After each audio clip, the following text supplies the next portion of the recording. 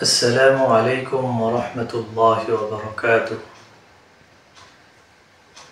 الحمد لله وكفى وسلام على عباده الذين اصطفى. أما بعد فأعوذ بالله من الشيطان الرجيم.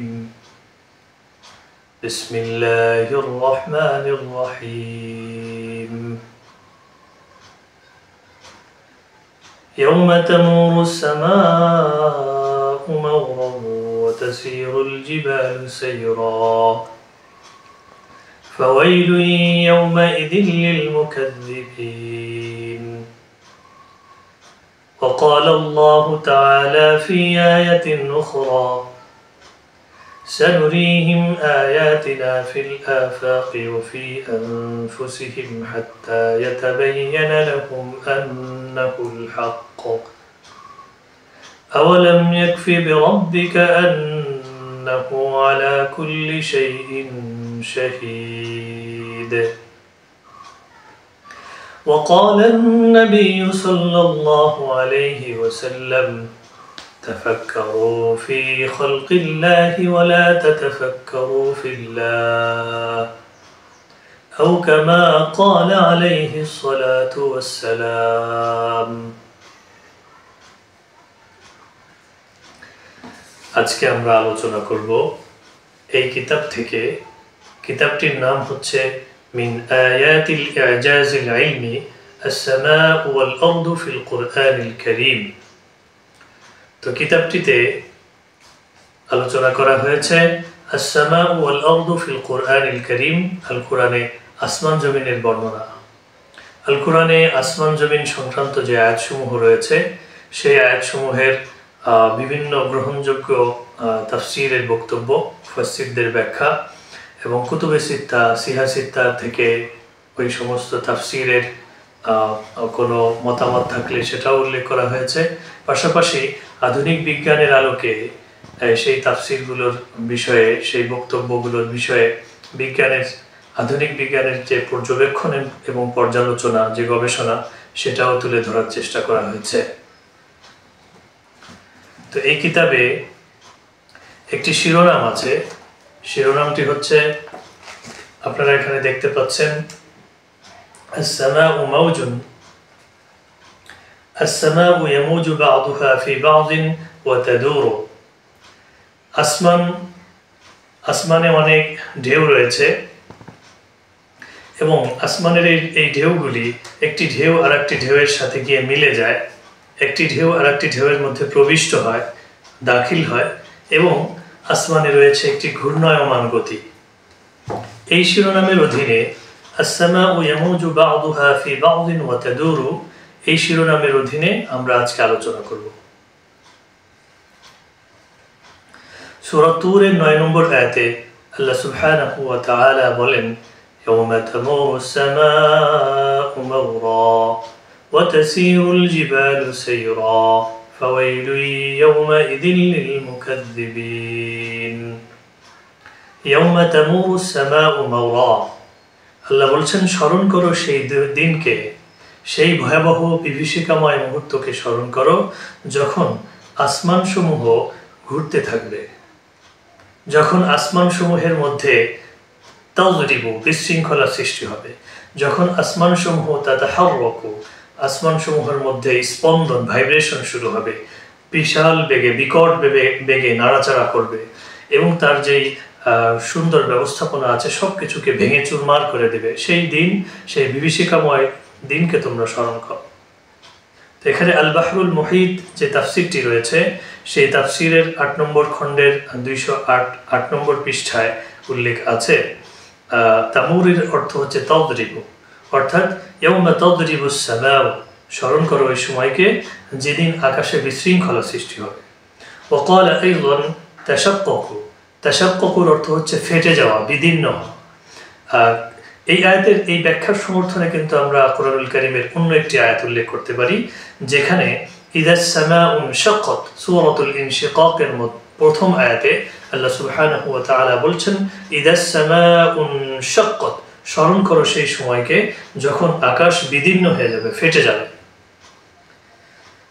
وقال الضحاك يموج بعضها في بعض আর যাহাক বলেছেন يوم تمور السماء مورا এই আয়াতের ব্যাখ্যা হচ্ছে ইয়ামুজু বা'দুহা ফি বা'দিন আকাশে ঢেউ সৃষ্টি হবে আকাশে তরঙ্গ সৃষ্টি হবে এই তরঙ্গগুলি একটি তরঙ্গ গিয়ে আরেকটি তরঙ্গের উপর ঢেউয়ের উপরে আছড়ে পড়বে এবং তরঙ্গগুলি পরস্পরের মধ্যে প্রবিষ্ট হবে এই ব্যাখ্যার সমর্থনে কিন্তু আমরা ইবনে আব্বাস থেকে একটা বর্ণিত একটি হাদিস উল্লেখ করতে পারি وعن ابن عباس قال رجل يا رسول الله ما هذه السماء قال هذا موج مكفوف عنكم হযরত ইবনে আব্বাস রাদিয়াল্লাহু তাআলা আনহু থেকে বর্ণিত এক ব্যক্তি এসে জিজ্ঞাসা করলো ইয়া রাসূলুল্লাহ মা হাদিহিস সামা হে আল্লাহর রাসূল সাল্লাল্লাহু আলাইহি ওয়াসাল্লাম এই আকাশ কি তিনি উত্তরে বললেন আস-সামাউ মাওজুন মাকফুফুন আনকুম ইয়াজরি কামা ইয়াজরিস সাহমু আসমান হচ্ছে এমন যেখানে অনেক ঢেউ রয়েছে যেই ঢেউগুলি তোমরা চোখে দেখতে পাও না তোমাদের চোখের আড়ালে অদৃশ্যে ইয়াজরি কামা ইয়াজরিস সাহমু আকাশগুলো আকাশের এই ঢেউগুলো চলমান থাকে চলতে থাকে যেভাবে ধনুক থেকে তীর ছুড়লে তীর যেভাবে চলতে থাকে ওরকম গতিতে আকাশের এই ঢেউগুলি চলতে থাকে وعن ابن عباس قال رجل يا رسول الله ما هذه السماء قال هذا موج مكفوف عنكم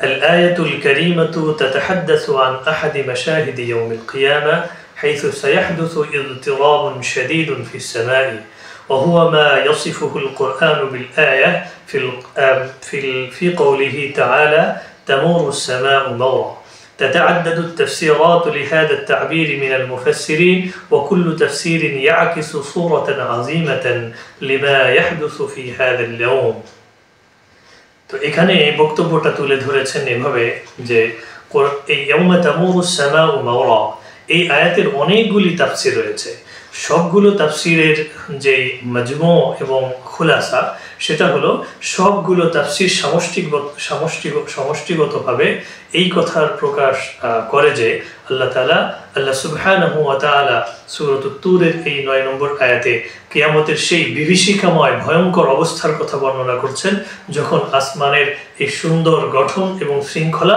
বিনষ্ট হয়ে যাবে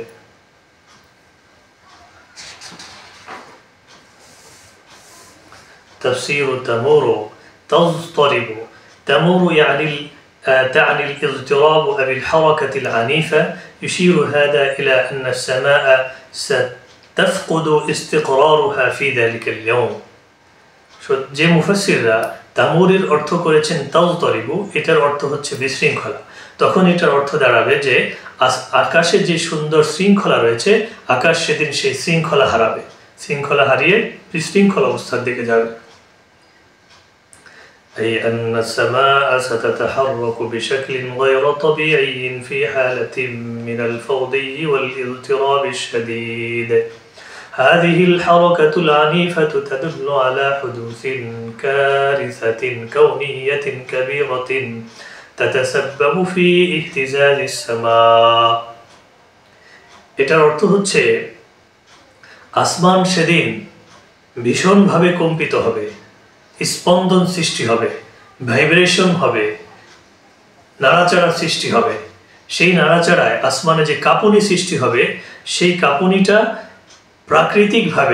প্রাকৃতিক যে সিস্টেম এবং সুন্দর ভারসাম্য ব্যবস্থা সব সিস্টেমকে ভেঙে চুরমার করে দেবে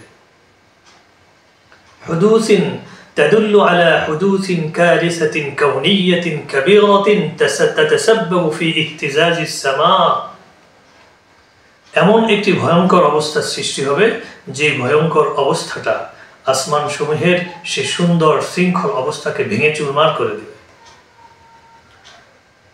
আর তামুরের আরেকটা মানা হচ্ছে তাশাক্কুকু মানে ফেটে যাবে বিদীর্ণ হয়ে যাবে بعض المفسرين مثل ابن عباس يفسرون تمر بأنها تعني التشقق أي أن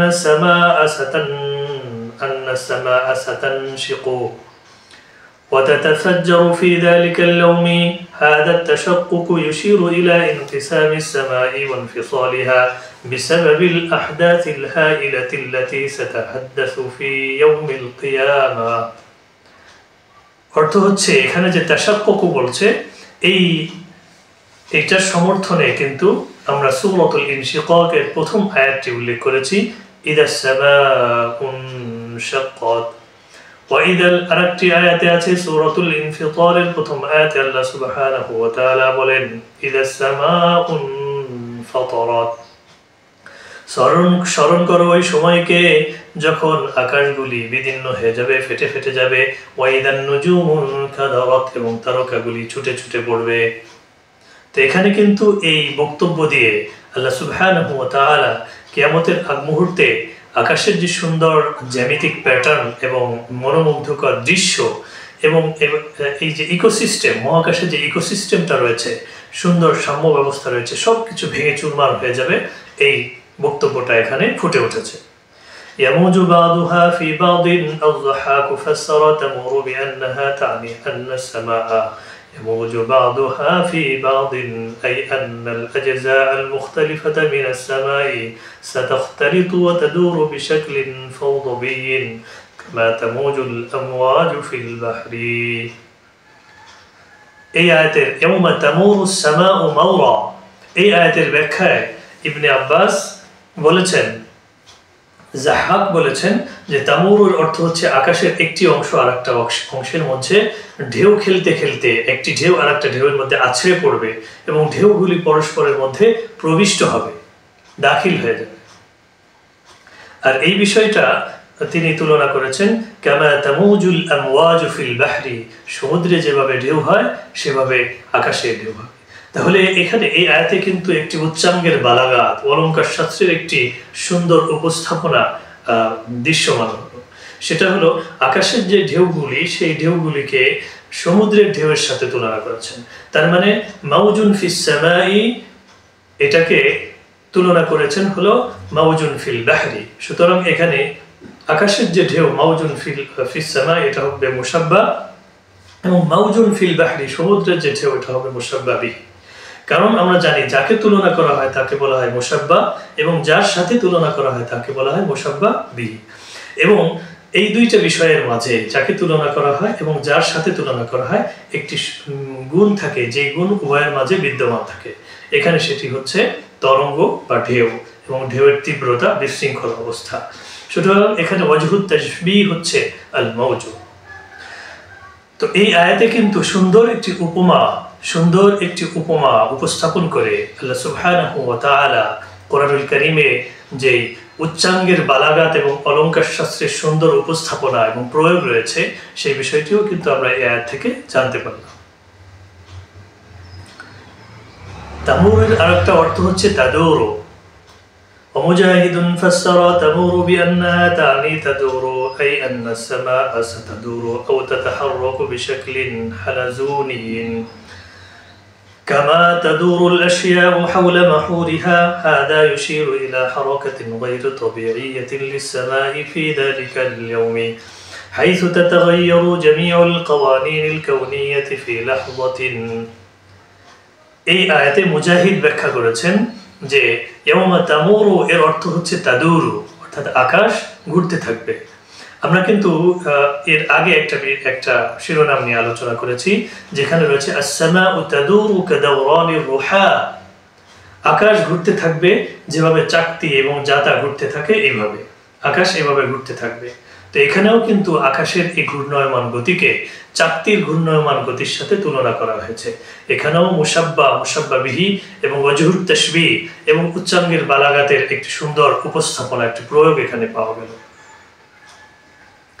الدلالة القرآنية، الآية تقدم صورة عن عظمة يوم القيامة، حيث أن السماء التي تعتبر رمزا للنظام والاتزان ستشهد اضطرابا هائلا في هذه التغيرات الكونية، تشير إلى انهيار النظام الطبيعي للعالم تمهيدا لبدء مرحلة جديدة وهي الحياة الآخرة। তো এখানে মুফাসসিররা যে বক্তব্য তুলে ধরেছেন তার খোলাসাটা হচ্ছে আদ-দালালাতুল কুরআনিয়া, কোরআনুল কারীমের যে নস ইয়াউমা তামুরুস সামাউ মাওরা, এই একটা সুস্পষ্টভাবে কিসের উপরে দালালত করে, কি বোঝাচ্ছে? সেটা হচ্ছে, এটা বোঝাচ্ছে কুরআনুল কিয়ামতের দিনের সেই বিভীষিকাময় অবস্থা, যেদিন এই মহাবিশ্বের, এই কাউনের, এই ফালাক, এই মহাবিশ্বের, এই মহাকাশের সবকিছুর শৃঙ্খলা বিনষ্ট হয়ে যাবে এবং সবকিছু ভেঙে চুরমার হয়ে যাবে। এবং এর মাধ্যমে আল্লাহ সুবহানাহু ওয়া তাআলা তামহিদান লিবাদই মারহালাতিন জাদীদাতিন, এবং ভিন্ন একটি জগতের সৃষ্টি হবে, সেটা হলো ওয়াহিয়াল আখিরা, আখিরাতের দিবস শুরু হবে, কিয়ামতের দিবস শুরু হবে, বিচার দিবস শুরু হবে। এই বিষয়টির ভূমিকা তিনি তখন থেকে শুরু করবেন। তাহলে এতক্ষণ পর্যন্ত আমরা যে খুলাসা আলোচনা করছিলাম, সেটার খুলাসা সার কথা কি হবে? আল আয়াতু ইয়াওমা তামুরুস সামাউ মাওরা তাসিফু أحد المشاهد المهيبة في يوم القيامة حيث ستشهد السماء اضطرابا واهتزازا غير مسبوق إما عن طريق التشقق أو التداخل أو الدوران। এর অর্থ হচ্ছে, কিয়ামতের দিনে এতক্ষণ আমরা সূরা তুরের যে ৯ নম্বর আয়াত আলোচনা করছিলাম, ইয়াওমা তামুরুস সামাউ মাওরা, এই আয়াতে আল্লাহ সুবহানাহু ওয়া তাআলা কিয়ামতের দিবসে শুরুতে যেই ভয়াবহ বিভীষিকাময় অবস্থার সৃষ্টি হবে সেই বিষয়টি এখানে বর্ণনা করেছেন। সেই বিশৃঙ্খলা সৃষ্টি হবে হয়তো আন্তরিক তাশাক্কুকি, হয়তো আকাশ বিদীর্ণ হয়ে যাবে, আবি তাদাখুলি, অথবা আকাশের একটি অংশ আর একটি অংশের মধ্যে প্রবিষ্ট হবে, দাখিল হবে, আবি দাওরান, অথবা আকাশে ঘূর্ণায়মান গতির সৃষ্টি হবে।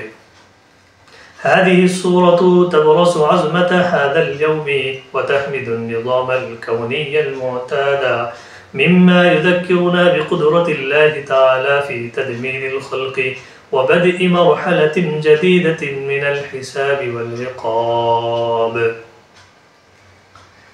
এই সব কিছুই যেটা কিয়ামত দিবসের একটি ভয়াবহ বিভীষিকাময় অবস্থার কথা বর্ণনা করে, যেটা আমাদেরকে আল্লাহ সুবহানাহু ওয়া তাআলার কুদরতের কথা স্মরণ করিয়ে দেয়। কেননা আল্লাহ সুবহানাহু ওয়া তাআলা এই সব কিছুকে, মহাবিশ্বকে কোনো নমুনা ছাড়াই একেবারে শুরু থেকে সৃষ্টি করেছেন। তেমনিভাবে তিনি যেভাবে এই মহাবিশ্বকে শুরু থেকে কোনো নমুনা ছাড়া সৃষ্টি করতে যেভাবে সক্ষম, একইভাবে তিনি এই মহাবিশ্বকে আবার ধ্বংস করতেও সক্ষম।